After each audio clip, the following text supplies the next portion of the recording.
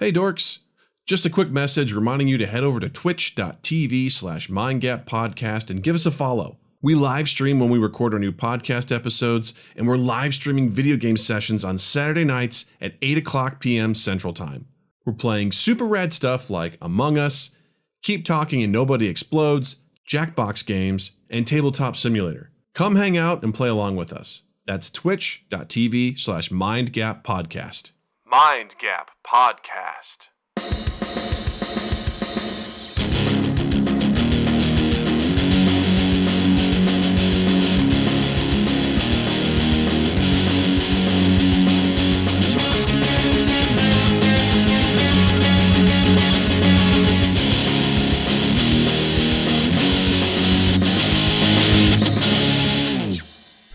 Welcome to Mind Gap Podcast, everybody. I'm Doug. I'm Justin. And joining us, returning for, what is this, the third time at this point? Yes, sir. The third time, a wonderful human, a director, a screenwriter, a filmmaker, a hilarious person. Please welcome back Chris Charles.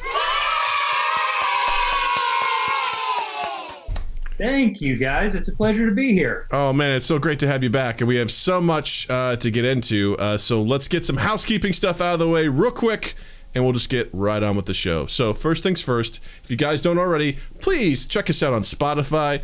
Give us a follow. Also check us out wherever else you hear your podcast, but we're on Spotify. Check us out there. Also, if you'd like to, we'd love to have you come join our Discord community. We've got a lot of great people.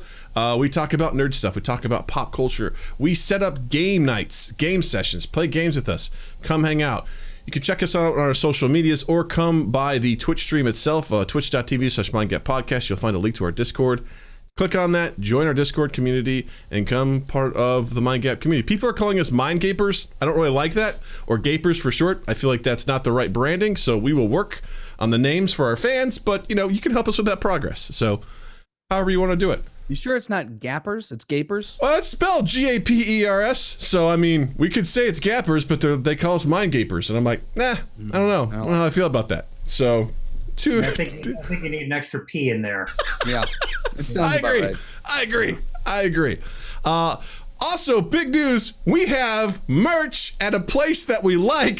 Finally, redbubble.com. Go check us out there. Search for Mind Gap Podcast. We've got all sorts of great stuff there. We've got t-shirts. We've got coffee mugs. We've got travel mugs. We've got pillows. We've got backpacks. We've got everything. Go check us out there. Just head over to Redbubble, search for Mind Gap Podcast, or just check out Nightbot. If you're in our Twitch channel, it'll let you know where to go. You can check that out. Check out that merch. And also, don't forget, we do a video game live stream every Saturday night, 8 p.m. Central Time at twitch.tv/mindgappodcast. We're always doing something fun, so please be sure to come and check that out. Whew. Housekeeping done. Let's turn to you, pro. Mr. Chris Charles. How are you, sir? I'm terrific. I had a birthday recently, and my wife, guest of the show, Pam, got me the best present. She got me a piece of land in Scotland. So now you can refer to me as Lord Christopher James Charles because I'm a lord. Oh, dude, yes. If that's not the most UK name ever. Yes. Lord Christopher James Charles. You sound like you're from Braveheart. That's really what it sounds like. It's pretty cool. I always wanted to get knighted, but that's tough to do unless you save a bunch of babies in the UK. So now I'm a lord, and it's great. Hey, oh my goodness. I like it. I think it's fantastic. It's suitable. This is step one to taking over the throne. Like, you got your foot in the door, and if King Ralph, taught me anything, it's the fact that it's doable. What a nice reference, King Ralph. Yeah. So, as your first act of Lord to instill prima nocta in your lands? Well, it's there's a lot going on. I'm gonna have to take a look at the docket and see what happens. You got a lot of executive actions to take. Now that you're a Lord. For my little parcel of land, like whether or not I plant a bush. I think bush is definitely on there, but you should probably, if you're doing prima nocta, that's probably got to be towards the top. Just make sure you get that squared away. In case anyone shows up in the land. Just whatever. I'm saying if you're doing prima nocta, no bush whatsoever. Well, I'm a fan of the 70s, Justin. Good decade, man. Great for a lot of things. It's a great decade.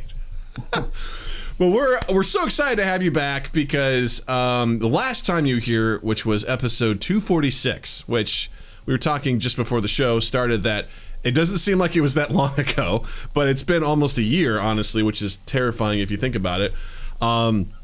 You had just talked about how we discussed how the movie that you had written, The Marksman, starring Liam Neeson, was essentially, at that point, I'm assuming it was filmed and everything like that. And actually, I think shortly after that, there was a trailer that launched for it, which is really exciting. And this week, the movie is being released.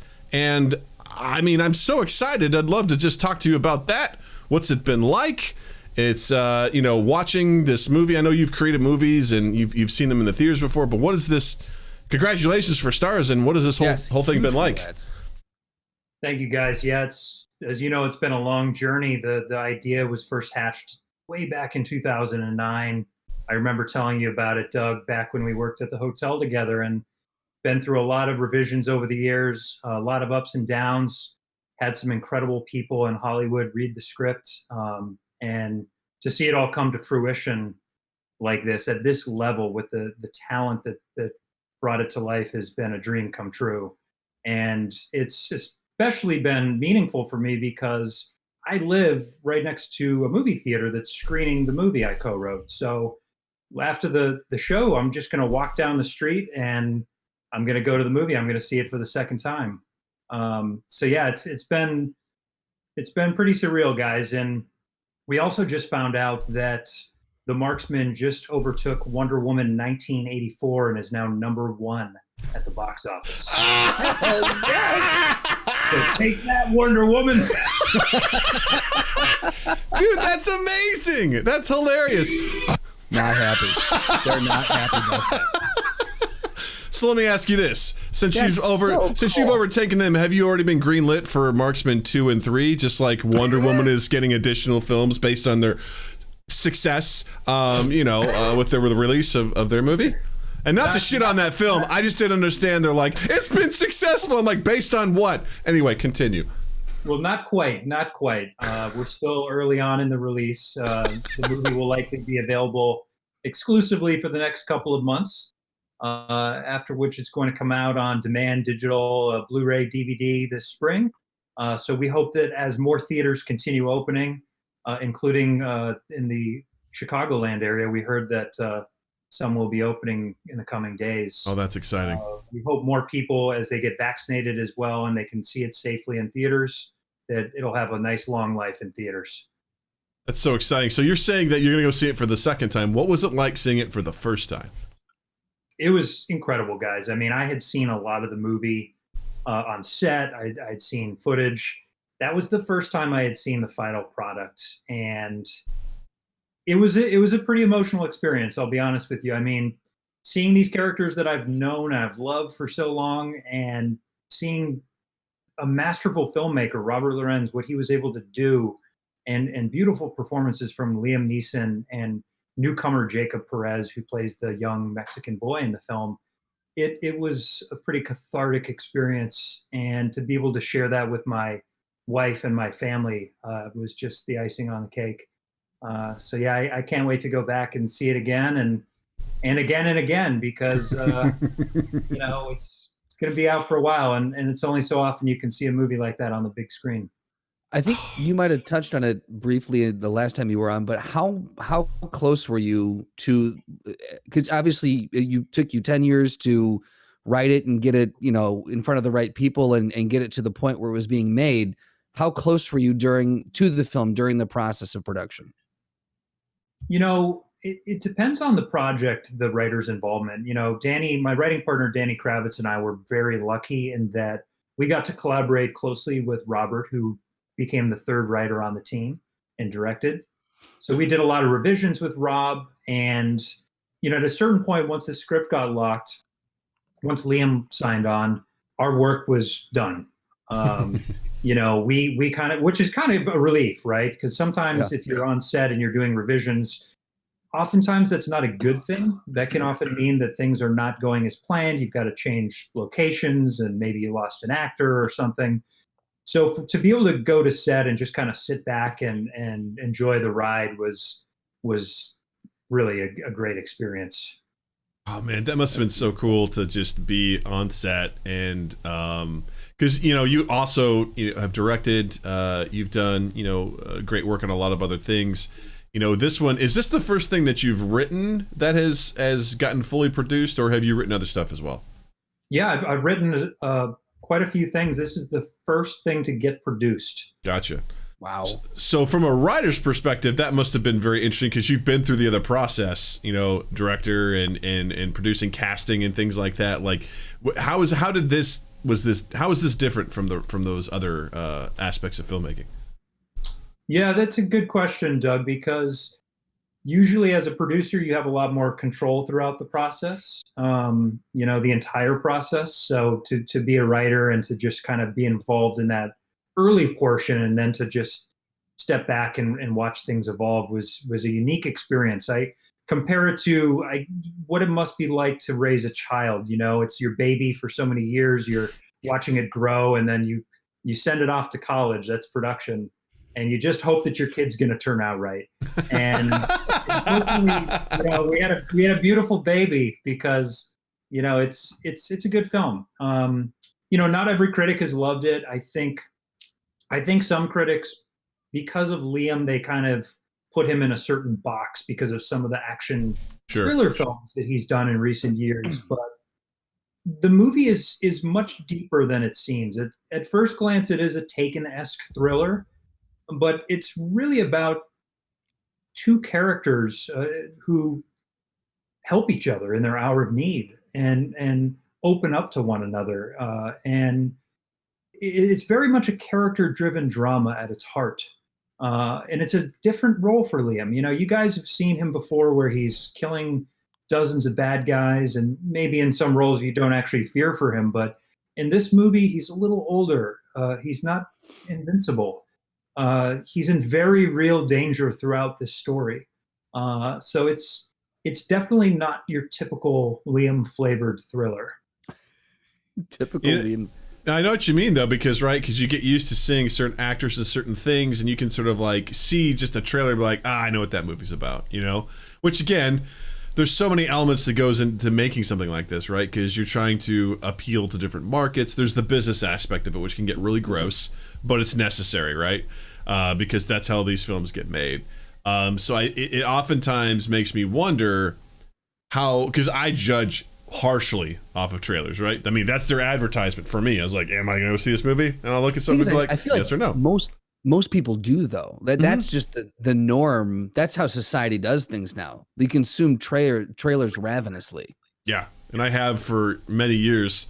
And I think if you see a typical actor that you're used to, and you see them, like, it was like seeing the trailer for The Bourne Identity, right? I was like, I don't believe that Matt Damon's kicking anyone's ass, because at the time he hadn't done that. I was like, bullshit. But I ended up watching the movie. I'm like, actually, this is really good. Like, and I believed it. And from that point on, like, it doesn't seem weird to see Matt Damon as someone who could punch someone and not break his hand or something. Like it actually makes sense. So I understand like the idea of like Liam Neeson is hunting Mexicans. That's not what the movie's about. But it's like, you can kind of see just from really quick glimpses, it's the Marksman. It's like, wait a minute, I think I know what this movie is. It's like, no, it's really not. Like, and they've probably got to hit the appeal on some of that stuff to try and get people to come see it. And they're like, hey, you've seen them in these movies, check this out too. So I get it. It's probably a little bit misleading. You're absolutely right. The marketing materials are designed to go after the masses. And what can often happen with a film is you set certain expectations for what the story is. And sometimes that can leave people feeling disappointed because they may feel they were misled by a poster, a trailer, and a marketing campaign, thinking they're getting this and they're actually getting that. And it makes sense, right? As you said, from a business perspective, because it is a business. You spend a lot of money to make a movie. And especially these days during a pandemic, when 65% of theaters are closed in the country, it's tough. It's a very difficult marketplace. And even aside from the theatrical landscape, it's been a very overcrowded marketplace as well. So I totally understand that. I just tell people, if you like Liam, and if you like contemporary Westerns, and if you like road movies, and if you like character-driven stuff that still has a little bit of action and excitement, then I think you're going to love this film. That's really cool. Legitimately, it does feel like a film for everybody, because like you just said, like it's got the road movie aspect, contemporary Western, action thriller, interpersonal, like searching who he is and his, like there is a lot of, it sounds like there's a lot of layers and a lot of context to what has gone into this movie. Yeah, that's always been our intent with this film. Rob Lorenz, he's worked on some of the most iconic films over the last 20 years, producing everything with Clint Eastwood from Mystic River to American Sniper. Some of my personal favorite films like Gran Torino and Letters from Iwo Jima. So he, when he read the script, we were honored that he loved it. And when he started working with us on it, it was incredible just to see how he found moments that worked and then he made them work better. And he just made it a little bit more elevated and a little bit more accessible to the masses. And of course, his Eastwoodian style is apparent. If you guys like Clint Eastwood's films, Rob definitely, he spent a lot of time alongside Clint producing and second unit directing. He learned a lot from him. So he has that simplicity in his storytelling. And it was amazing, guys, to watch Liam come to set knowing exactly what to do. He would just ace the first take.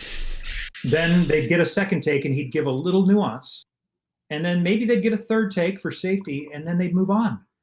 And I've been on set before and I've seen directors get 10, 15, 20 takes because it's digital. They want options. Maybe they're not very confident that they got what they needed. So to see these guys just know exactly what they were doing and exactly the story that they were telling and get 2, 3, 4 takes and then move on, it was pretty incredible. It was like a masterclass for me as a filmmaker.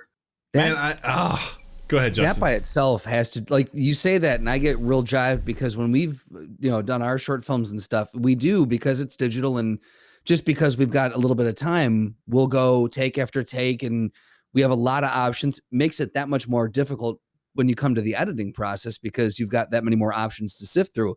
But to have people who are working at that level and just know exactly what they want to hit, and someone as masterful as Liam, who's had a, decades long career in the industry and just knows what he's doing, like that had to have been, just an incredible experience. Is this the most experienced people that you have seen or worked with on set, would you say? Oh, without a doubt. Yeah.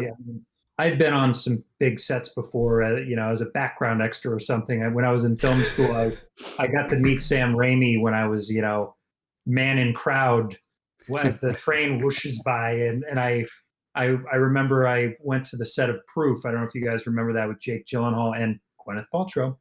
And Jake was, he had come up with some mathematical equation and he was running around and he slammed into me. And after the take, he came up to me and he apologized. He asked me if I was okay. He said, I was really in the moment, but I feel like I really nailed you there. He bumped me into a wall. And I ended up talking to Jake Gyllenhaal for 10 minutes. Oh my God. Cool. That's amazing. So, I've had these weird little experiences, but that's just when I'm a background extra and then I just get cut from the movie. So to be involved in a capacity like this as a writer, it was definitely the most veteran and talented group of filmmakers I had the privilege of being around. Wow. And I think that's something to note too, is a lot of people, I think it's hard for them to fathom how difficult it is to be an actor, especially a good one. The idea that someone could just show up to set, know their lines, and deliver them impactfully probably seems like pretty easy shit to people. But I've watched people try to give presentations into a room full of 10 people and they shit their pants. So the idea of, just they can look at the lines and they can go through it and decide this is how this character this is what they mean when they deliver it. This is how they're going to deliver it. And they add their own spin onto it. Or they work with you to be like, what's this character? Because it's also not filmed sequentially. You know, you film based on where you can get your location. So it's like, cool, we're at the big battle scene right now. All right, you've been through hell and back. All right, get angry.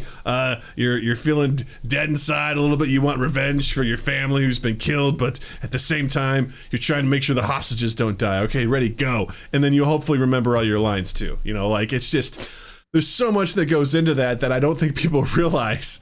I took 3 acting classes and I was like, this is really hard. Like, it's really hard. It's really hard to. You're not kidding. And so much of, I think, what makes a believable performance is what actors refer to as the moment before.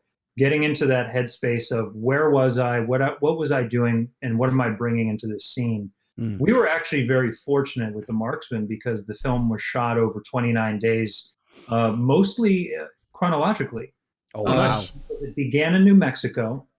And of course, the film starts on the Arizona-Mexico border and then ends in Chicago. But we shot the entire film in New Mexico and Ohio, which did an amazing job posing as all of those states. Wow. But because of the nature of that journey and beginning in New Mexico and then making our way up to the greater Cleveland area, most of it was chronological, which I think really helps when you're doing a road movie where characters grow and evolve over time.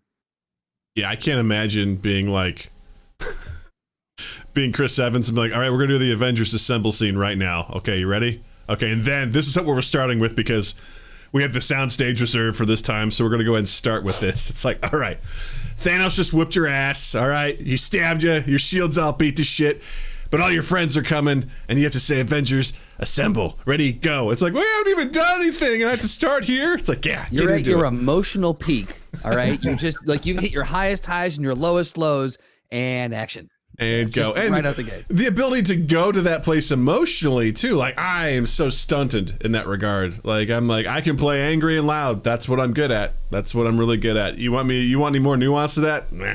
Sorry. Doug, here's the thing. People have made great careers being typecast, so you're not out of the running yet. Right? Yeah. Right? Yeah. Large, bald, and angry. I mean, gee, I wonder what role I'd get cast for. I'm sure there's a good prison scene somewhere with a tattoo you could slap on the back of my head that I'd go really good with, you know? Well, you never know, Doug. Don't stop believing in yourself. I still remember when I was an extra in one of the movies you made, and it was with a guy who played Big Pussy.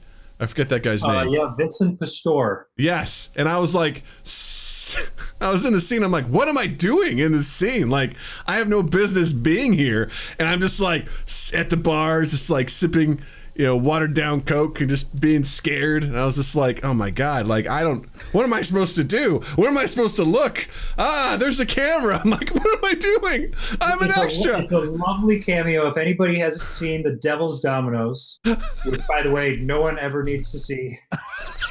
It's got a Baldwin in it, okay? Other than to see Doug's cameo as Thug working for Big Pussy from The Sopranos. Oh, the wildest thing is when I got married. We went down to Disney World at the Virgin Megastore. We were just wandering around. That movie was available at the Virgin Megastore. Like, so I think my brother found it. He goes, dude, isn't this a movie that you were in? I'm like, holy shit, what's this doing here? Like, this is in Disney World. This is crazy. It was like $25. He's like, you gotta buy it. I'm like, I don't want to spend $25. You know, I was like, that's a lot. Did you stand in the store with like a Sharpie and just offer your signature to people? Who wants a signature? Who wants it? If you buy this for me, I will sign it for you, but then I keep it. Slotty says, Doug, Big Pussy Thug. That's right. There it is. Is that a new T-shirt? Is it on Amazon? Do you know? Because if it is, like, I will host a watch party. It probably is. It's one of those movies that I'm sure you could enjoy watching. My old roommate played the son of Big Pussy too, his corpse at least. So I had all sorts of friends that made these little cameos in the movie. It was a lot of fun. I love that. On The Marksman, as a filmmaker, what would you say the biggest takeaway was for you watching these people on set? And like, if any filmmakers are listening to this, what's one thing that you're like, fuck, that completely changed the way I look at something? Watching them work? Yeah. Or just anything anything on set, like something that you took away from this movie that you didn't have prior? You know, I really respected that we had a lot of people working on this film who had done incredible things, but they chose to be there, not necessarily because they were making a ton of money, or that they didn't have other options, but they showed up for Rob, and they showed up because they believed in the story. I was shocked, guys. I had met this PA, really tall guy, super friendly. He was helping, get people coffee, get coffee for Liam. He'd always ask, "Can I get you anything?" Guy was always positive. He's always working hard. Unbeknownst to me, until maybe the last day before I left set, I found out that this guy was a wide receiver in the NFL. What? Okay? And here he was offering to get me coffee, and I'm thinking, shouldn't I be getting you coffee, man? And it was incredible because this guy he did a few seasons in the NFL. He played for some great teams, and then he wanted to follow his dreams. He wanted to get into film. Wow. But he knew that he had to work his way up, and it was pretty inspiring to see that. Some of the other folks that worked on the film had worked with Rob for many years and worked on a lot of Clint's projects, and it was really inspiring to see them all come out and to talk about how just as important for them, more important for them than the paycheck is the project. Wow. And Danny and I were constantly humbled when people came up to us and thanked us. And we said, "What do you mean? Thank you for working on this?" And they said, "No, thank you for writing this story. We're here because of that, and we believe in it." So it's kind of a roundabout answer, Justin, but it reaffirmed for me this whole experience that you should never stop following your dreams. And they don't often come easy. This certainly didn't. It's not easy, but if you put in the work, and if you believe in what you're doing, eventually something's going to happen. Unless you're Rudy. But that's a conversation for another time. I knew it. I knew it. You knew it was going to happen. I knew it. I knew it was going to happen. The minute that Chris said, I could see it in your body never language. give up in your dreams, I went, we're going to take Doug, I was waiting for the NBC The More You Know music to play. Where was that cue? I set that you is up. something I should have. That is something I should have. You're right. That's no, I mean, I've said this before and I'll say it again. I respect you so that too. That I respect you so much, Chris, because when you and I worked at a shitty job at a shitty hotel for many years, you were busting your ass then. You're busting your ass now. You've just been really giving 110% of yourself to film, and we were just talking last night in our production meeting about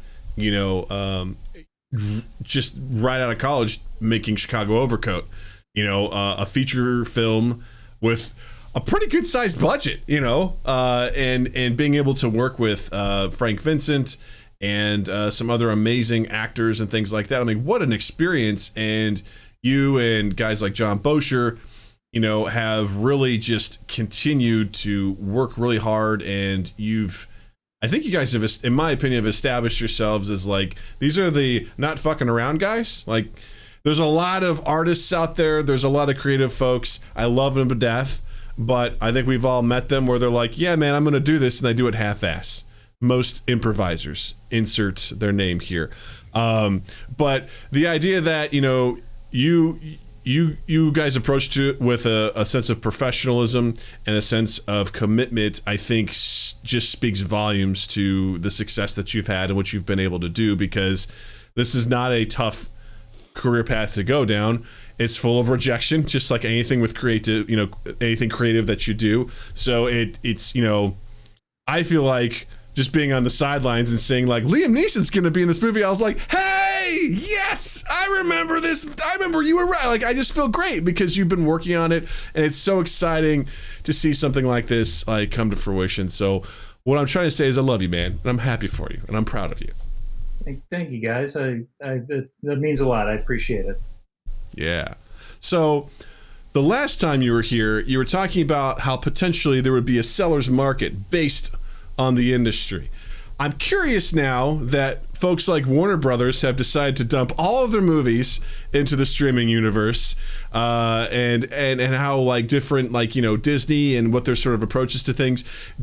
How do you approach the landscape now from the filmmaking standpoint, especially with theaters kind of, that's something I'd like to get to too, is whether or not you think they're going to make it. But what do you look at when you look at the market for film? Is it still a seller's market? Is content still, are people still starving to buy stuff? Like, what do you think? It's a tough question to answer, but I'll start with theatrical. I don't think theatrical is dead. I think, unfortunately, because of the pandemic, we're losing a lot of the mom and pop theaters, and I hope that they can come back in time.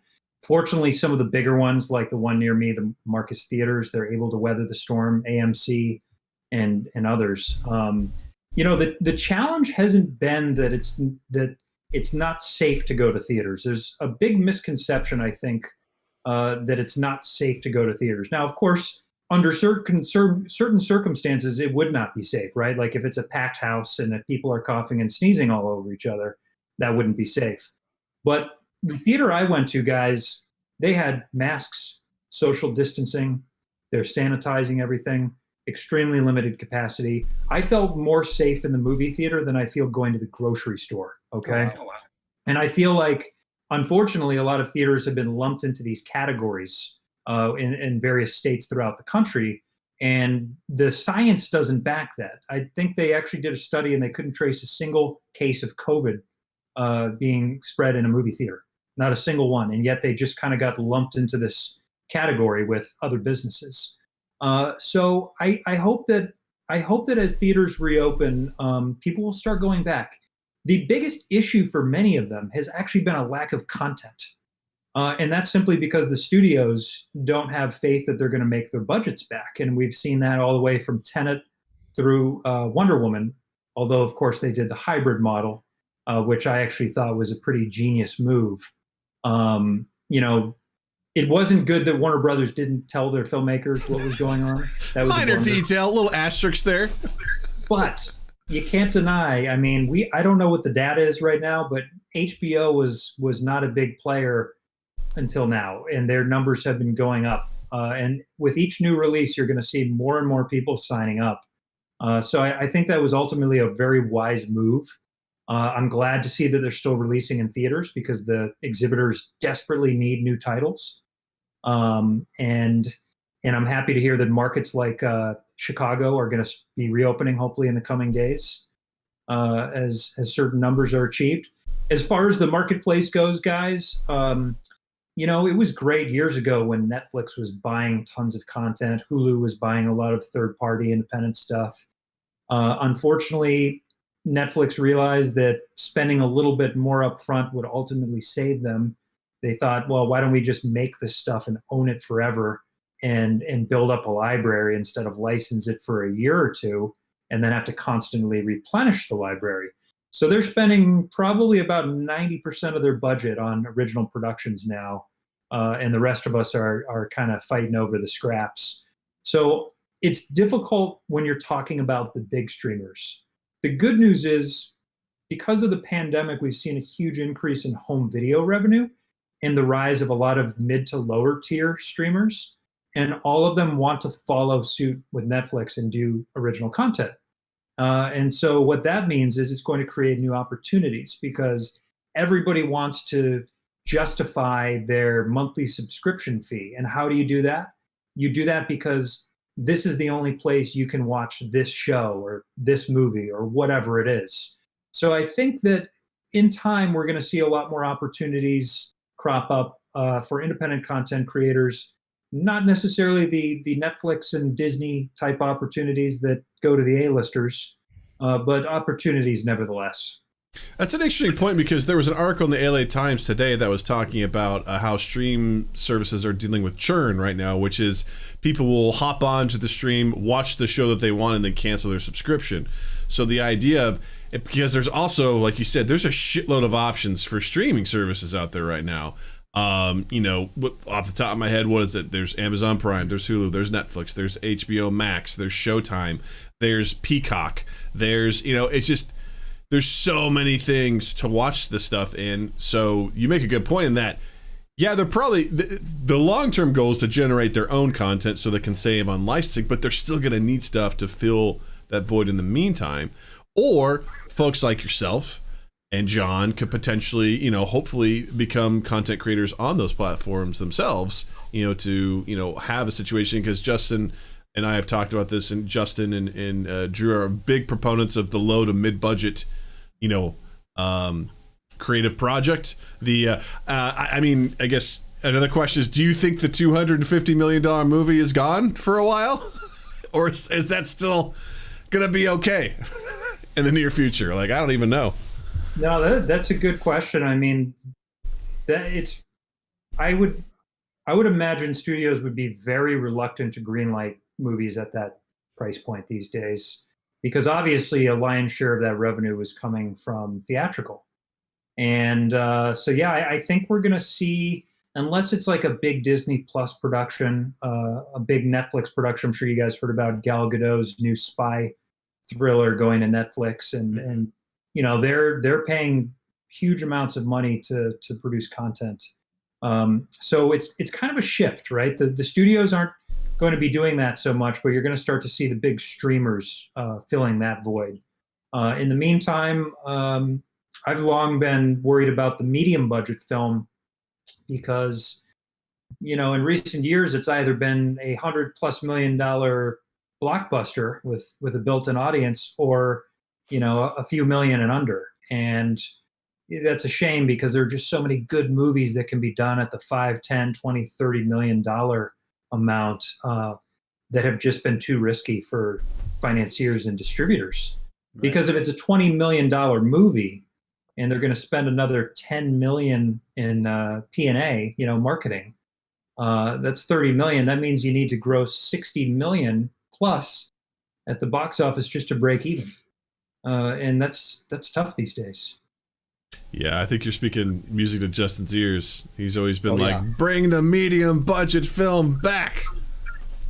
Yeah, Drew got me on that bandwagon real quick. I honestly, though, think that I think we're seeing those move, or at least that type of storytelling move to the television show now, because we're seeing the Mandalorian was 15 million an episode, which I still argue is an egregious amount of money for an episode of television. But, you know, in that realm, I think there's an argument to be made where we're seeing those stories, perhaps instead of being consolidated into 2 hours, stretched out into 10-hour-long chunks, you know. And so you expound upon some more of the characters, and you maybe put them in a few more settings, and now you've got your mid-level movie stretched out into a 10-episode series, you know, with the potential to continue if you so desire. So I'm wondering, I feel like that might be the savior of, I think the storytelling has to shift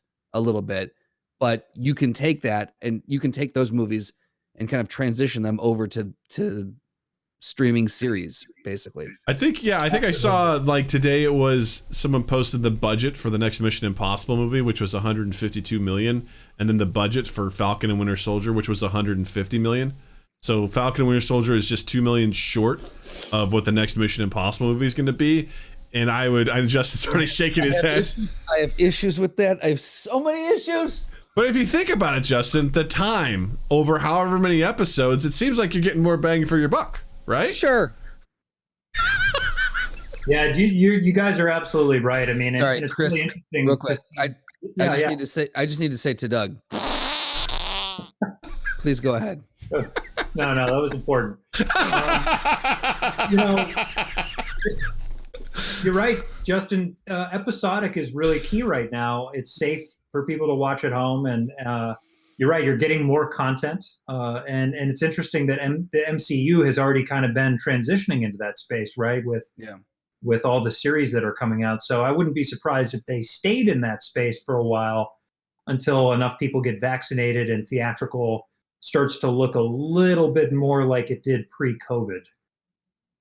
Yeah, because I can't imagine that they would want to be, again, pumping in the $200+ million for any of these giant properties, which they know have selling power. They know that people are going to come see them, but they're just going to be throwing all those dollars out the window if they release them anytime in the next, even probably, I would say the next year and a half to 2 years. Well, that's the thing. Like they keep, they bump back Black Widow. So, you had like the delay of Dune. You've had all this sort of stuff, and obviously Dune will be released on HBO Max and things like that. But they're like, we've got to make sure this gets some money because we've invested so much into it. Like, but at the same time, especially when it comes to Marvel and how everything's so interconnected, it's like, well, at some point, because I don't think they anticipated on WandaVision being the launching point for Phase 4. Right. Black Widow was already supposed to come out, so now they're like, where do we fit this into it? But obviously, Disney and Marvel have adjusted themselves relatively well to this sort of stuff. But I mean, I don't know. It's a wild time. Like hearing you talk about the movie theaters is actually refreshing because I've looked at the movie theaters as like a giant cesspool of COVID, and for no other reason that it's a dark enclosed space. So I'm like, that's where bad things happen, right? Like. That's where it has to be. So only if Pee Wee Herman's in there with you. Okay. So I look at that. I'm like, oh yeah, of course, people are going to be smashed in there. Because the other thing too is at the end of the day, I just don't trust other people. That's what it boils down to. I don't trust other people to be responsible. So the idea of being in an enclosed dark space with other people, hopefully they're wearing masks. Hopefully they're not slobbering and secreting, everywhere. What? The floors are always sticky in there, guys. People do. The floors are always sticky in the movie theater. That is a fact. That is a fact. Sitting there secreting some sort of liquid. I can't speak for all theaters, but the one down the street here, the Marcus Theaters, has been doing an amazing job, guys. I mean, because of the capacity limitations too. My father, he was just like, I'm just gonna buy out the theater. Yeah, and right. I love that. He just bought out the whole theater and invited our family out. And we all know that we take the pandemic seriously. And so it was a very safe experience. And guys, I was shocked. I'm telling you, think about the grocery store. Yeah. The ceilings are typically shorter. There's more people. A lot of them are not socially distancing. That's very true. It was significantly safer. Now, I can see if a theater has, 50% or more capacity, why people might be hesitant.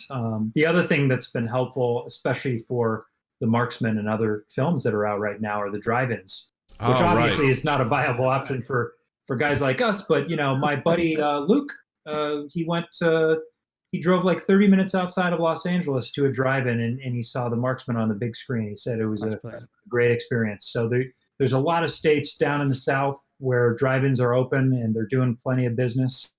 And that's where the lion's share of the revenue is coming in for our film right now. Well, that awesome. Too, and like comedians have also used the drive-in theaters as a way to perform. Bert Kreischer went on I think he was the first one to kind of go on the comedy tour with all the drive-ins, and that's been kind of a place for people to be like, all right, cool, we can make this happen. So again, the creativity of the industries to be like, let's figure this out. How are we going to make this work? Well, even in Chicago over the summer, they did the same thing. They would take those giant shipping crates and they stacked 3 high in parking lots by McCormick Place, stretched a tarp over them, and they sold tickets to get into that. So they made their own drive-ins. And even on the lake, they had floating drive-ins where you could, if you had a boat, you could bring your boat out and they had a floating screen. And so I know, Doug, I know. You shouldn't have a boat. You shouldn't have a boat. You shouldn't have a boat. It's a depreciating asset. It's a bad investment. Should you be penalized by not being able to see a movie? I'm saying, hey, you get some sort of value out of it. It won't be monetary, but you might as well go see something. Make something worthwhile out of your boat. But if you're in the type of area where you can do a drive-in like that makes so much sense that we'd see the resurgence of drive-ins now. Sure. Yeah, no, that's really exciting. Chris, what do you think is going to stay like in the industry like right now? Like, do you think there's anything that's permanently changed? Like, do you think the simultaneous release of content in theaters and on streaming is going to stay? Is that temporary? Are there any elements that you're seeing right now where you're like, oh, this may have changed things forever and we may not go back? Yeah, I think the release strategy, even back the last time I was talking to you guys about the Trolls movie, we've seen these different models and how it may make more sense for certain companies to forego the traditional theatrical window. And the films that I work on with John at Throughline Films, every film has a different release strategy, right? They're all different. Some of them shouldn't come out in theaters. They're going to lose money. Some of them come out in theaters simply to make more money on demand. Some of them come out on demand. Some of them premiere on TV or streaming. It just depends. So I think the one big thing from the pandemic is that it's shattered the traditional model. And we're going to start to see a lot more hybrid models that make sense based on the individual film. That excites me to hear that because I kind of I've said this multiple times before on the podcast, I get sick of people doing things because it's traditionally how things have been done. It's just because this is how it's always been done. It's like, yeah, but should we try something else? Or like, yeah, but it's too risky. I mean, everyone else is already doing this, so there's no real incentive to try something, or you're going to piss someone off. Like, imagine before the pandemic, Warner Brothers trying to pull the shit they're doing right now, right? No way in hell they would be able to like, we're just going to go all in HBO Max. They would never do that. But if they did, they would have pissed off people even more so. Same thing with Universal pissing off, AMC by releasing Trolls. They're like, what the fuck are you doing? We had an agreement, And so, but I think that sort of stuff is important because I feel like some of the players in this, and again, this is just purely speculation from being on the sidelines, some people have been dragging ass on innovation. And I think the market is clamoring for something, but similar to the music industry around the year 2000 when Napster came out, people wanted digital releases of music. The record labels knew this, but they just didn't want to do it. They didn't want to invest in it. They loved the idea that their CDs cost at least $20 and they were making bank on it. And then the demand finally broke through, illegally, of course, which changed things forever. And so I kind of look at this as an opportunity because Justin and I have covered this. I have a kid that's almost 5 years old, and it's hard getting to the movie theater sometimes. So if something like Onward comes out, I prefer it to come out so I can buy it right away, or I can stream it right. Like, I will instantly pay for that, no problem. When Black Widow ultimately comes out, and I think they're going to do a hybrid thing, I'm going to do it on streaming. I will pay the $30 rental fee to watch that movie at home because I'm not going to go to a movie theater like with her. I just doesn't feel good right now to do that. So I am, as a consumer, I love these options because I think it's something that we should explore. And kind of what I've seen over the pandemic is I've just been very curious about the socioeconomical parts of this where, like your traditional work day, right, from 8 to 5, that stuff's gone now. The idea that you have to work in the office, that's gone now. Things have changed, forever. And so it's kind of nice to see now everyone's forced to try something new. So we're sort of breaking out of that mindset of like, well, we've always done it this way, so this is what we're going to do. We're going to try something new and be like, actually, this kind of works. And I look forward to seeing more of these hybrid models try. And it's from what you're saying, it also sounds like as a creator, it's kind of nice to be like, there's a little more flexibility now as opposed to like, well, we kind of have to do a theatrical release because it's what's expected, or we don't really have an option. Now it's like, no, there are options, and that's exciting for me to hear. Yeah, and people are, we often encounter filmmakers who, they grew up seeing films come out in theaters, and then, months later they come out on home video, and there's this whole process. You go rent the VHS, and then years after that it'd come out on, on television or something. And so they always want their films to come out in theaters first. And now we're starting to see people not necessarily thinking that's the gold standard or the right thing to do. And we're starting to hear filmmakers say, well, I'm not really interested in theaters because I know that's probably not a viable path financially. And, guys, there's people in the industry who are saying the changes that are happening right now, they were inevitable. The pandemic is just expediting it. Yeah. So it's really interesting. We're lucky. Our distributor, Open Road Films, they have been so innovative with the release of this film. One thing that they started to see happening was all the big titles from 2020 kept getting pushed to 2021. Meanwhile, Hollywood figured out how to shoot during COVID. There's a ton of productions going on, not even at the studio level, but even at the independent level, guys. Mm-hmm. Pretty soon they're going to be back to pre-COVID levels of production because they've got it down to a science. So now we have movies that are getting slated for 2020 release, starting to bump into the 2020 titles that kept getting pushed. Yeah. So our distributor realized that at a certain point every week later this year, you're going to have a big studio movie coming out that's going to gobble up the last studio movie. and we're not Wonder Woman. We're not Avengers. You know, don't get me wrong. It's a big movie, and it's a great piece of filmmaking. But it's not $100 million superhero movie, right? So No. Right. they very wisely saw an opening in the marketplace in January when Liam's films traditionally have performed quite well. And we were actually originally slated to release on the 22nd, but Mortal Kombat and Chaos Walking both postponed. And it left January wide open.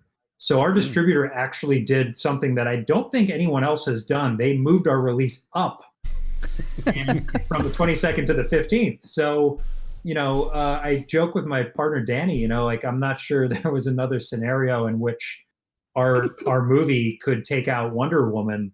But that's a credit to our distributor, right? Like, and of course some other things, right? Like the fact that they came out on HBO simultaneously and Sure. and have been out for a few weeks. But it's been incredible watching these guys work and seeing the decisions that they've been making to market the film. It's a very complex and ever-changing environment. Yeah, that's definitely something I don't understand. Like it's like another language. It's like trying to understand all the different pieces of how it all fits together. Because you and I have talked in the past too about like, you know, like Tyler Perry's films, right? Great market in the U.S., but it doesn't have a lot of appeal in markets outside the U.S. So it's actually pretty remarkable that his movies have been as successful because basically it's for one market only. So, and it's a market that's been pretty starved for so long. But the idea that someone has gone through and figured that out, they understand what people in other countries do. Or like, you're like, wait until we get these numbers in from China because this is a great market for China. Or they understand the intricacies of that. And somehow you can take something creative that's not like a true commodity and be like, I can understand the value and the demand for this.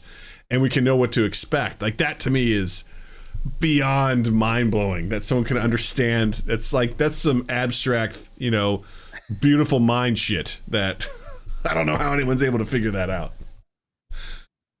I do want to go back to what you're saying about the different distribution methods because it's interesting. I never thought about this until you just brought it up. It kind of has blown because the straight to VHS or straight to home video always had this stink on it. Where you're just like, oh, you know, oh, this movie came out, and what about a sequel? Well, it was straight to VHS, so don't, you know, they were obligated to release it, and they held up their end of the bargain. But, you know, think Mary-Kate and Ashley Olsen movies, you know. Yeah, Wild Things 2, straight to VHS. There you go. Right. So it's interesting now that has become that concept of straight to home video is actually preferable in some instances. And that, to Doug's point, people are smart enough to like look at some sort of a weird mathematical equation and go, all right, based off of X, Y, and Z, that means that we need to do this distribution model. And this is going to garner us the most return on it. I'm glad there are people who specialize in that, because if it were left up to Doug and I, we'd all be in trouble. Yeah, it's people forget it's just as much a business as it is an art form. And right. They can look at actors, you know, guys like Liam Neeson, and they can look at data.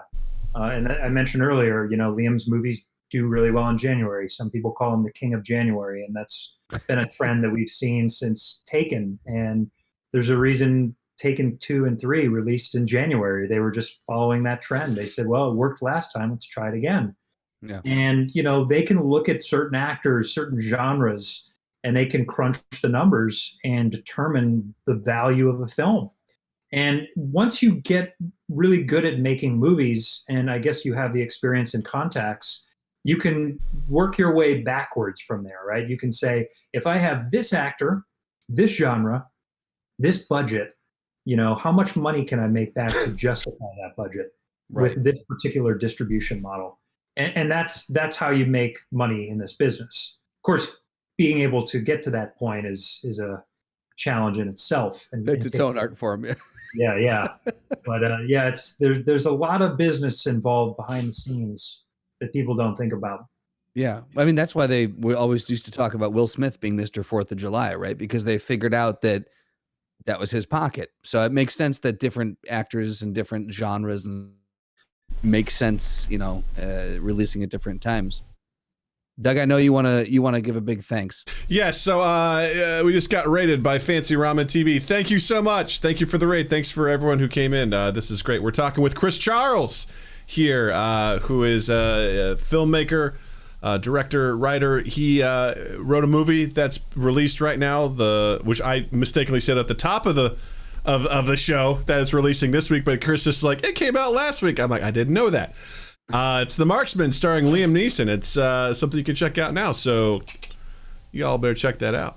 And if you got questions, fire them away to Mr. Chris Charles over here. He's a very talented filmmaker. He can tell you all about it. No, I agree with what you said there, Justin. The straight to streaming now is not a weird thing. I see it a lot with independent films that I like when I see the like I'm watching trailers, right? I don't dive into them as much as I used to, but I always like to try and check out what's coming up. A lot of the A24 stuff, not all of them, but some of those sort of indie films, all of a sudden it's like, I just watched the trailer, I'm like, oh shit, I see that now available on Apple movies. I'm like, oh, cool. And I don't look at it as like, oh, they couldn't make it in the theater like the VHS things, we're like, all they're like Wild Things 2, we're gonna have butt stuff in this one, but it's straight to VHS, like now it's like there's just, that's the right path for those movies, is to be like, no, it's gonna be released, and it's going to make sense, because those things, it doesn't make sense for them to release those in theaters because it's just not going to get what they need. And I've been so close sometimes to being like, that movie looked really good by the trailer. I was like, I might, because I don't typically rent that stuff. I like to buy it, and I'm just like, I don't know, should I take the risk? I don't know. And I'll sort of think about it, then I forget about it, and inevitably it'll pop up, and I'm like, I should have bought that because it was such a good movie. I should have gotten it. Another thing I forgot to mention, guys, you just reminded me of this, Doug, but the streamers have played a critical role in helping keep the entertainment industry together. For example, Tom Hanks's submarine movie, the title eludes me right now, but they couldn't release that in theaters, right? Then along came Apple. They said, okay, it's a $70 million movie, I think. They gave them $90 million for, I want to say, a 10-year exclusive.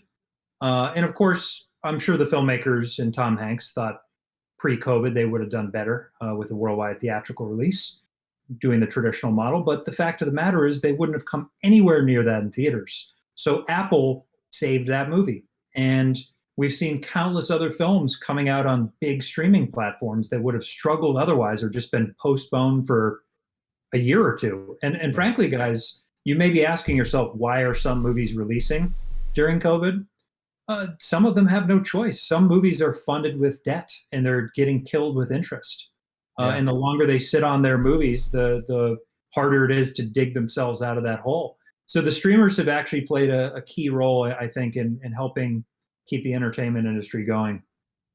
Well, I just like it. There's options. One of the things I heard a long time ago is that consumers love options, right?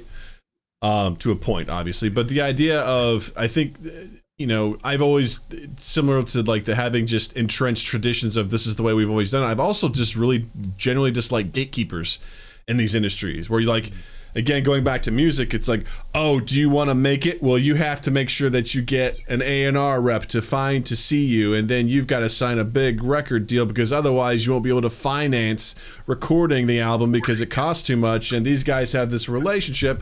And then things like Napster, things like MySpace, things like YouTube have then now shut down that stuff, or they've made the technology has improved so you can have your own studio on your laptop, on your own device, so it's not so costly to be able to do this sort of stuff. It makes me happy to see opportunities because the way I look at it is the more that's available, Justin and I've covered this before, but the more you have available, there's going to be more shit, obviously. But at the same time, there's going to be more unique stuff you're going to see out there. There's a greater opportunity to see a unique story, something fun, something interesting, something unique. And before you know it, that could spawn something else. And so I'm a huge fan of seeing any opportunity to sort of break down those traditional sort of barriers and see for people to get their projects made that normally otherwise would have either been forgotten or looked over. Yeah, and a lot of people are saying, well, there's too many streamers and I can't keep track of it all. I can't get all these subscriptions. But we're going to start to see some bundling like we used to see with cable back in the day, right? It all comes full circle. And I'm really excited. Exactly my buddy Thomas from Columbia College, he worked at Disney. he and some other executives at Disney, they started a new company, and I can't remember the name right now. They just announced it. And basically what they're going to do is a credit system. So they assume everybody's already got Netflix, Prime, Hulu, and probably HBO at this point, right? Yeah. Outside of the big four, they're looking at all the mid and low tier streamers. And so stuff like BET Plus, right? Showtime in demand, Curiosity Stream, Discovery Plus, all these different companies that have great content. And so what you do is you pay a monthly fee and you get X number of credits. And if you want to watch a show on Discovery, you assign a certain number of credits to that. If you want to watch the new show on BET Plus, you assign some credits to that. So you can kind of like pick and choose your content without committing to a subscription fee if you're not really interested in the overall library. The other cool feature is a guy like my dad who won't necessarily seek out content, and it usually has to just kind of fall in his lap. I may see the Michael Jordan documentary and think, oh man, Randy's going to love this, but he's not going to go seek it out on CBS All Access or whatever it is. Right. And so I can actually purchase that with my credits, and then I can gift it to him. And he can watch it, and he doesn't have to do anything other than, type in his name and email. He doesn't. No shit. Yeah, it's a really cool concept. Huh. I think it's coming at the right time, and I'm really excited to see what these guys do with it. That is really cool. That is fascinating, because for a long time I've had the same fear. I'm just like, we had all this innovation to take us away from cable, cut the cord. We had these streaming services, and now we have too many. And I was like, well, someone eventually is going to have to come back along. We're reinventing cable, and now we're no better off than we fucking were when we started this whole fiasco. But that concept is a very interesting concept where you can allocate credits to, because that also I feel like speaks to the way that people, like with all the rewards programs people are, you get credit for doing this. Like, it speaks to that kind of gamification of it, where I have credits and now I'm going to allocate these credits to this thing. That's almost a arcade style thing, I like it too, just because setting up a subscription to watch one show, that's a pain in the ass, man. That's a real pain in the ass. Like that's a good example there, Chris, of like the Jordan, Michael Jordan documentary. It's very popular. And so, but to be like, hey man, you got to set something up through ESPN to watch this, and you got to put in your credit card information, then you got to remember to cancel it. Like that's a hassle, man. That's a real hassle. Yeah. So the idea, because we've gotten bit by that, like where Jill was like, I want to watch Rectify on Sundance, and she forgot to cancel it. So then we got Sundance for a fucking year.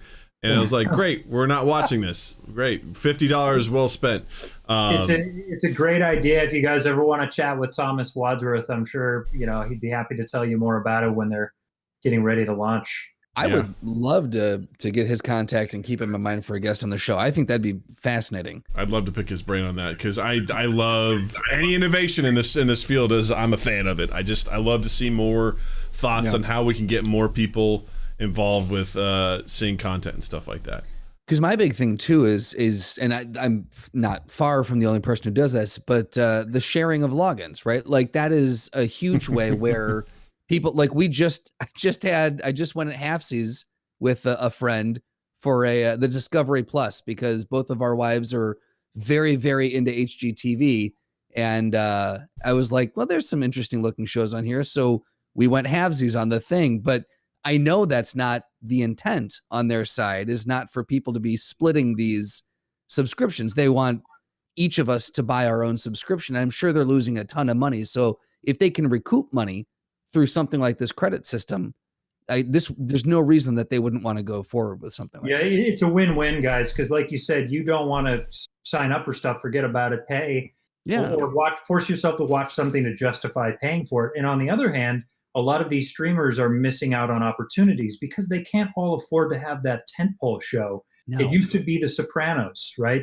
People would get HBO just for The Sopranos, and then it was Game of Thrones for a while. Right. Of course, now we have another Game of Thrones.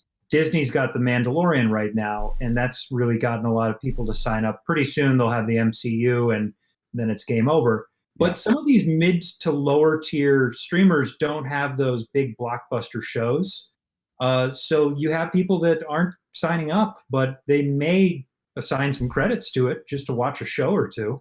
Absolutely. Yeah, Yeah. no, that's a really good point. Because you've also got the Lord of the Rings show that's coming out on Amazon, and some of these other things that are coming down the pipeline. But yeah, like why, like maybe there is one show that I want to watch and this one thing, but I'm not going to pay $15 a month. It's just not worth it. Right. So why not give everyone an opportunity to benefit from it? I get to watch this show. I don't have to sign up for a subscription, and this content gets paid for it. Like, I want to support that stuff. I'm a big proponent of supporting the people that are making the content, because the second you don't do that, like, that's when that content goes away. So, anti-piracy.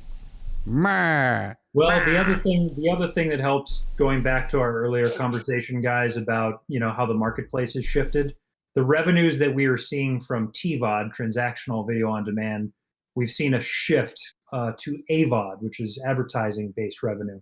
So, especially millennials and younger generations, they tend to not want to pay for content. Mm-hmm. They grew up, the YouTube generation, just getting stuff for free and maybe pirating things when they could. So the great thing about AVOD is you can go to a place like Tubi, Pluto, Roku Channel. There's a number of other ones. Peacock. And Peacock is another great example. A lot of them are doing the hybrid model where they're SVOD and AVOD. And you can watch content for free just because you're watching intermittent ads. And the ads aren't that long. Mm-hmm. So people are willing to do it, or they'll just go up and refill their beverage or go to the bathroom during the ad anyway, right? So like we used to. Right? Let's get back to those old days. So yeah, it's good. We're seeing more revenue for independent films, but across the board, really. And that's not only because of the fact that young people don't want to pay for that content, but also because of the pandemic and people staying at home more and having more time to consume content. Right? Yeah, it's too bad that didn't work for Quibi, am I right? Hey, you. Yeah. Terrible timing. Terrible timing. It's just... That was just so unfortunate for them. That was like a great idea, and then the pandemic happened. It's like, sorry. There's a on I can't remember what streaming service it is, but there's one show that I would give all of my credits to if this came out. Doug, are you familiar with this show? I think I know what it is. Yeah, I think if I'm not mistaken, it was... Welcome to the Throwdown. Oh, wow. Oh, yeah. Oh, wow. Oh, wow. Was that a Wilson wow? Wow. Wow. Wow. Everybody. That's a drop that I need to get for this. Why don't I have a Wilson wow? Come on. Oh, wow. Yeah. Wait, hold on. I think I might have it. Doug, get ready to... I'm ready. You're ready? Yeah. Okay, hold on. Did I get rid of it? I probably got rid of them because I never used the app. I used to have an app that had the... oh, wow. That's all it was? That's all it was for? No. It had like... Yep, that was it. That's all it was for. No, it had like 5 or 6 different like sound, like it had the Inception thing. Do it. It had that. But one of them, as I was just sifting through, I clicked on it and it was the oh wow, and I'm like, well, that's odd, but I like this. I like having this on demand, but I deleted the app, so fuck it. Never mind. Douglas, let's do it. This week's Throwdown is Liam Neeson from The Marksman versus Clint Eastwood from Gran Torino, also known as Get Off My Lawn. That's how Justin referred to it last night. When I was pitching it last night, I'm like, what if we put Liam Neeson from The Marksman up against Clint Eastwood from Get Off My Lawn? And the thing was, I knew exactly what he was talking about, but I also cannot remember the name of the film. So, Chris, what do you think, man? What do you think? Liam Neeson's character from The Marksman versus Clint Eastwood from Gran Torino. What do you think? The character that you wrote versus the character that I didn't write. No bias here. There's a lot of inner turmoil, right? Because Gran Torino is one of my favorite movies. And by the way, on the topic of Clint Eastwood, go see The Marksman because there's a little Easter egg in there. Ooh. And it's a Clint Eastwood-esque Easter egg. Oh my gosh. So just that's all I'm going to say. But all right, check it out. So obviously Clint is an OG. Okay, he's been in some of the most iconic westerns and even contemporary films. He is the grumpy old man. Like it's like he invented the character, right? And he's especially dangerous in Gran Torino, right? Because he's got a lot of anger inside and he's got nothing to lose. That being said, Liam Neeson is not one to be trifled with. I don't know if you guys heard, but he has a particular set of skills. Somewhere I've heard that. I know firsthand because I saw him using those skills on set with my own too. So while this is tough, I think ultimately, Liam's going to win.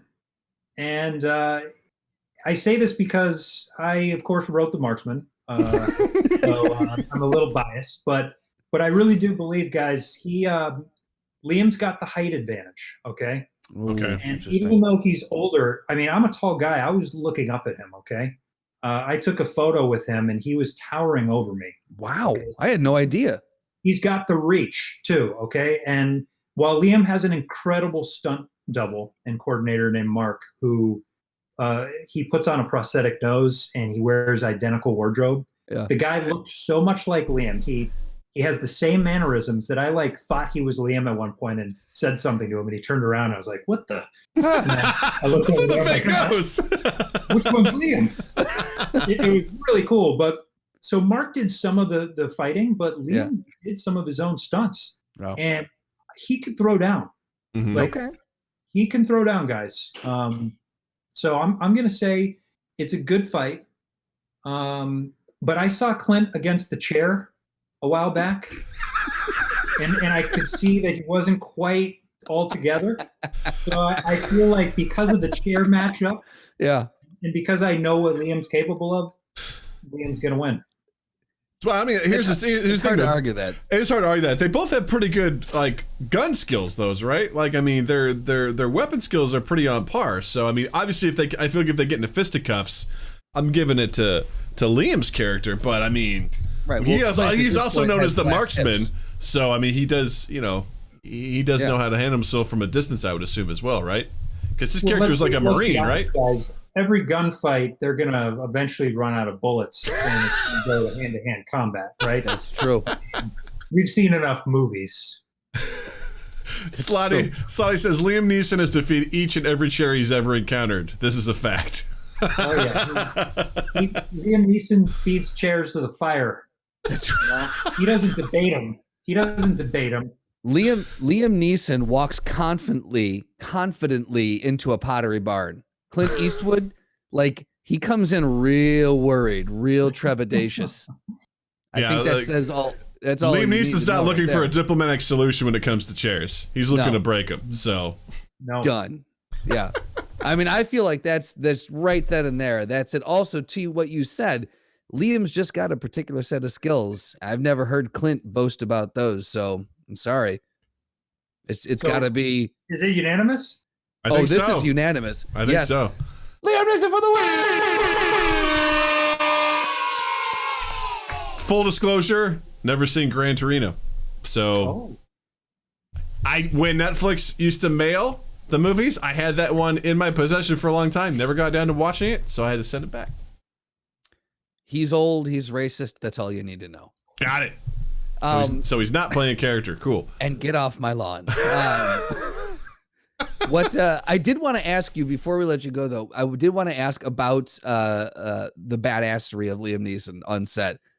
Is he pretty conditioned and he's gone through a bunch of fight training, I'm assuming, based off of everything that he's done. But how was his presence in those fight scenes or in any sort of action scene? Yeah, I think he just talked about this on James Corden or something too. They asked him if he has to keep training and stay in shape. And he takes every role very seriously, guys. He talks to weapons experts. He makes sure that he's holding guns correctly, and he always refreshes himself. But I was really impressed. You could tell him had done a ton of movies. He had handled every kind of gun, and he knew exactly how to handle these weapons, even just setting them down, like the little things that you don't think about. You can tell when someone is familiar and comfortable with a weapon and when they aren't. And he's just been doing it for so long. So yeah, he was very confident when it came to the physicality. Liam's an intimidating guy just because he's Liam Neeson, but he really is a gentle giant. He's kind. He's, when he talks to you, he looks you in the eye and he takes his time. He's not trying to, get to the next place he's got to go. I mean, it was incredible on set. The first time we met him and he found out we were the writers, he just immediately sat down and wanted to talk to us about how much he loved the story. Yeah, that's so cool. He was cool. He was walking from set to his trailer or something, and he certainly didn't need to. And we were introduced, and we talked for 15 minutes about the movie and the character, and he was talking about ideas he had for dialogue. And my favorite part was he was running an idea by us. What do you guys think of this? As if I could be I don't think so. It made me feel very powerful, That's so cool. But it was so endearing, right? He was asking us because he was respectful of the work, the craft, and he reads a lot. I think he just said he's read 32 books already. Wow. During the pandemic, and he reads a ton of screenplays. So he's an intimidating man at first glance, but he's a very kind and loving soul. What if he's like, Chris, all right, I like the story. I think this is great. I think my guy should have 2 penises. I think that really affects the way that he walks, and I think that it will really affect the way that he handles most situations. We could make it happen, Liam. I'm sorry, was that Jason Statham or Liam Neeson? I don't think that was either, honestly. Was it Vin Diesel? That was almost Vin Diesel. I don't know who it was, but I think that was just Doug's morning voice. I was trying to channel him from A Monster Calls, which is voice modulated, deeper voice. For some reason, I was trying to channel that, which is thank you. Doug's Liam voice is spot on. I was confused for a moment. They always are. By the way, Fancy Robin TV says in regards to the throwdown, I think the real lesson here is to always make sure you write your protagonist to be indestructible and unbeatable. I was like, yep. That's how you win throwdowns. Yeah, right? Do you want to win? You don't come to a throwdown being a big old, I get hurt too easy. No. We don't write Jubilee here. We write, unbeatable, powerful protagonists, Right, Justin? Well, Chris. No, Doug. No. Well, Chris, we're so thankful that you're able to rejoin us again. This has been so wonderful. Before we go, we want to make sure give you an opportunity to, if there's anything you'd recommend, obviously go see The Marksman. If you want anywhere, you want people to follow you, or anything you've watched, read, seen, whatever that you'd like to recommend to people, the floor is yours, sir. Sure. Yeah. Please see The Marksman, whether that's safely in theaters or, when it comes out on demand this spring. And other than that, I could say my wife and I are really enjoying The Expanse, one of the best sci-fi shows on TV right now. The world that they create on that show, you just believe. And it's made with a lot of integrity. So that's my jam right now. Looking forward to jumping into WandaVision next. I've heard a lot of interesting things about it, and then hearing your thoughts too, guys, once we all have the chance to watch it. Heck yeah. That's what I'm talking about. Justin, what do you got? Well, I'm almost done with this show called Breaking Bad, and I don't know if you guys have heard of it, but you should check it out. Halfway through the final season, and it's getting pretty good. I think I see some positive stuff on the horizon for this guy, so I'm excited. He's an entrepreneur, He is, yeah. I'm very excited to see how we wrap his storyline up. So then I'm also reading Norse Mythology by Neil Gaiman, and that's my first book for 2021 in my commitment to read at least 5 books this year. And I'm very excited that I've got 2 chapters left, and January isn't even done. I'm on track, baby. Nice. So, I would say watch Norse mythology with your eyes, word for word. There you or go. read it. That's another way of saying read it. Oh, you like what do you it. got? I've got also something that's very, recent and notable, which is Master and Commander: The Far Side of the World, starring Russell Crowe. Watched it for the first time on Friday. Fucking great movie. And then the next day it was trending on Twitter because apparently some guy said it was the most boring movie, and Russell Crowe responded. I'm like, I just watched this movie. It's not boring at all. It's fucking awesome. You all should watch it. I'm not a big boat guy, as you all know. I'm not a naval person. I don't like it, but it was fucking amazing because you typically watch shows like Pirates of the Caribbean and there's 12 people managing a boat, and it's like, no, this is a real boat. 200 people live on this boat, and it's fucking awesome. It's really, really cool. I highly recommend it. It's on Amazon Prime right now. Go check it out. It's a new movie, and it's good. It's good. Bingo bongo. Bingo bongo. Also, don't forget to follow MindGap on all your social medias at MindGap Podcast.